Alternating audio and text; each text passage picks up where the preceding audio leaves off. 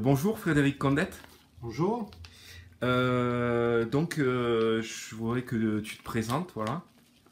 Alors, je m'appelle Frédéric Condette.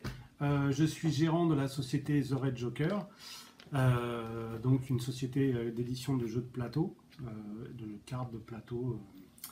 Je suis dans l'industrie du jeu depuis une vingtaine d'années et ça va faire donc 6 ans que je développe ma propre société. Comment est venue ton envie de créer une société? Elle s'est fait un peu par la force des choses. À l'époque, j'étais sociétaire dans une autre société d'édition. Et puis bon, à un moment, j'avais envie de développer surtout mes propres projets et être libre de mes propres actions. En plus, ça s'est pas très bien passé avec les associés de l'époque. Et donc, il en est venu de fil en aiguille à ce que je monte ma propre structure. Et tu étais dans quelle société avant? Alors, j'ai commencé ma carrière chez Rackham Édition. Rackham Édition, c'est connu, Rackham Édition. Oui, à l'époque, c'était une grosse société française qui faisait donc des figurines en métal, enfin, pour concurrencer, hein, si on peut dire, Games Workshop, etc. Et il y a beaucoup de gens dans le milieu du jeu qui viennent de Rackham d'ailleurs. Ensuite, j'ai travaillé chez les jeux des cartes, dans les magasins. Je suis ensuite passé par Tilsit Édition, ensuite Asmodée Édition. J'ai travaillé pour M6 pour développer leurs propres jeux sur leur licence. Et ensuite, donc, la société dont je parlais, c'était Asgard Édition. Et puis finalement, The Red Joker. Ok, donc comment ça s'est passé quand tu as créé ta société? Comment ça s'est passé quand tu as créé ta société? C'est-à-dire je veux dire, comment ça s'est passé? Comment sont venues les idées des jeux que tu as développés? À l'époque, j'avais un jeu. Alors déjà, moi, je suis très fan du monde des super-héros, en fait, en général. C'est un univers avec lequel j'ai une sensibilité depuis que je suis tout petit. Donc j'avais à l'époque un jeu que j'avais commencé à développer sur les bras et je cherchais à l'éditer. Et c'était aussi l'époque des premiers Kickstarter. Donc il y a Zombicide qui venait de connaître le succès qu'on lui connaît.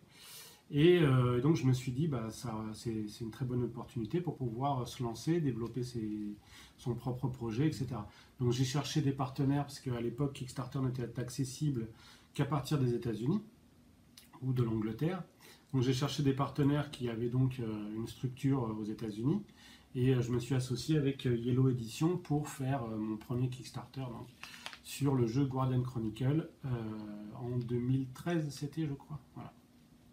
Et alors maintenant, on va en venir au sujet qui nous intéresse. Comment est venu ce jeu Oko? Comment tu as eu l'idée? Guardian Chronicle, donc c'était un premier jeu que je voulais décliner en gamme en fait.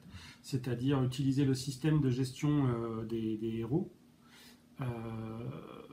d'un jeu à l'autre, tout en vivant une aventure différente d'un jeu à l'autre. Donc il y a eu Guardian Chronicle le premier, il y en a eu un deuxième. Donc dans le premier, il fallait vaincre un méchant dans sa base. Dans le deuxième, c'était des affrontements entre héros. Donc ce que raconte le jeu, si tu veux, est complètement différent d'un jeu à l'autre.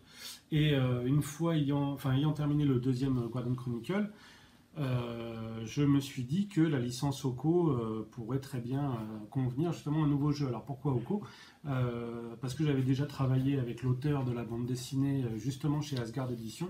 On avait fait ensemble le premier jeu Oko, l'ère d'Azagiri, ça s'appelait. Et en fait, on s'était bien entendu, on avait gardé le contact depuis.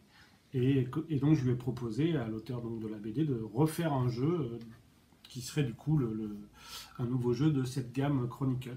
Donc, ça lui a bien plu, et puis voilà, on est parti dessus, quoi. Ok. Ben, je te remercie, merci Frédéric pour cette interview. Ben, de rien. Et bon, ben, bientôt il y a bientôt il y a les nouvelles extensions de Oko qui arrivent là. Oui, alors il y a à peu près 15 jours, on a fini la deuxième campagne de Oko, qui proposait effectivement deux nouvelles extensions, une qui développe les enfers japonais et l'autre qui permet de jouer en coopératif, voire en solo. Voilà, donc là on est en train de les éditer et tout ça devrait arriver en début d'année prochaine. Mais merci beaucoup Frédéric. De rien, bonne journée à vous. Bonne journée.